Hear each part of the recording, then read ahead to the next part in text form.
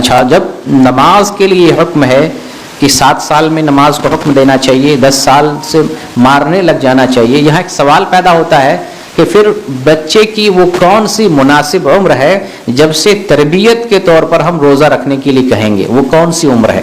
تو شریعت نے ایسی کوئی عمر متعین نہیں کی ہے کہ اس عمر کو بچہ پہنچ جائے تو تم روزے کا حکم دینے لگو، روزہ رکھوانا شروع کرو، ایسی کوئی دلیل نہیں ملتی ہے۔ لیکن اہل علم نے ذکر کیا ہے کہ عام طور سے مناسب عمر 10 سال کی ہے، کہ بچہ جب 10 سال کا ہو جاتا ہے تو اسے روزہ رکھوانا چاہیے۔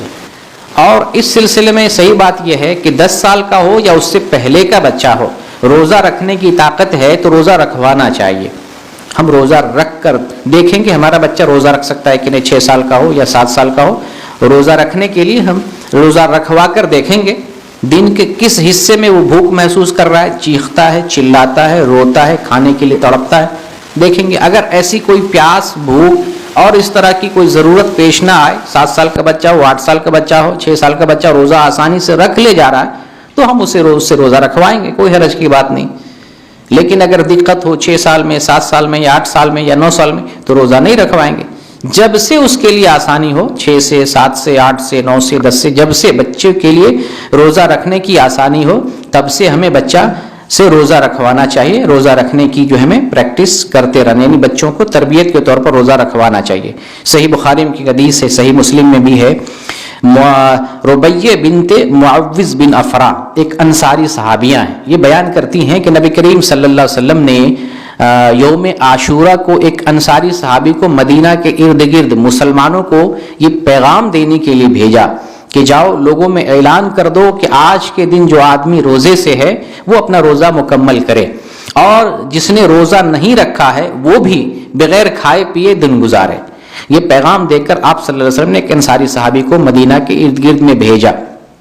وہ صحابی جا کر اعلان کرتے ہیں، اور پھر اس کے بعد یہ بیان کرتی ہیں، اس کے بعد ہم لوگ روزہ رکھنے لگے اور ہم اپنے بچوں سے بھی روزہ رکھواتے، یہ صحیح بخاری کی حدیث ہے، اور ہم اپنے بچوں سے بھی روزہ رکھواتے، اور جب ہم مسجد جاتے تو روئی کے کھلونے بنا لیتے۔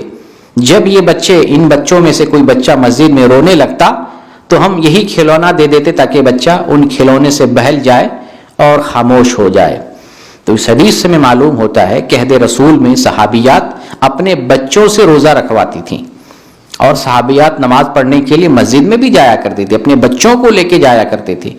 رونے والے بچے بہت چھوٹی عمر کے ہو سکتے ہیں، بہت چھوٹی عمر کے بچے، اور وہ بچے جو کھلونے سے کھیلنے والے ہوں ان کی بھی عمر چھوٹی ہو سکتی ہے۔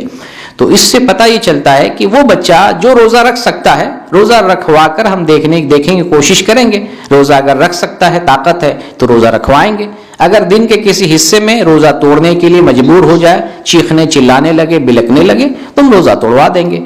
تو اس کی کوئی خاص عمر متعین نہیں ہے، لیکن عام طور سے 10 سال مناسب عمر ہے۔ 10 سال میں اگر بچہ پہنچ جاتا ہے تو میرے خیال سے ہر بچہ روزہ رکھ سکتا ہے، الا یہ کہ بہت ضعیف ہو یا کوئی اس کے ساتھ عذر ہو۔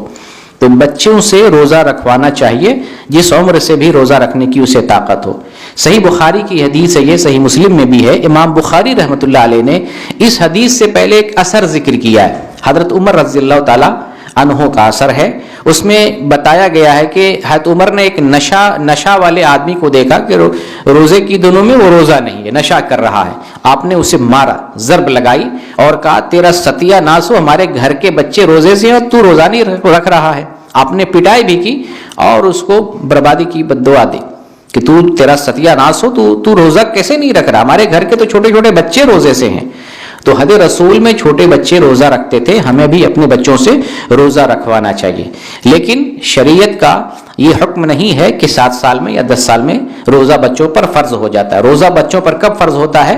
جب بالغ ہو جائے، اسی ٹائم نماز بھی فرض ہوتی ہے، اسی ٹائم روزہ بھی فرض ہوتا ہے۔ اور بلوغت کی نشانی ہمیں معلوم ہے، بلوغت کی نشانی لڑکا ہے تو منہ داڑھی آ جائے، بغل کے بال آ جائیں، زیر ناف آ جائے، احتلام ہونے لگے، اور لڑکی ہے تو حیض آنے لگے یا اسے بھی بغل کے بال زیر ناف آ جائیں، تو یہ سب بلوغت کی نشانی ہے. جب بچے میں یہ اثر، یہ علامت ظاہر ہو جائے، اس وقت بچہ بالغ ہو جاتا ہے.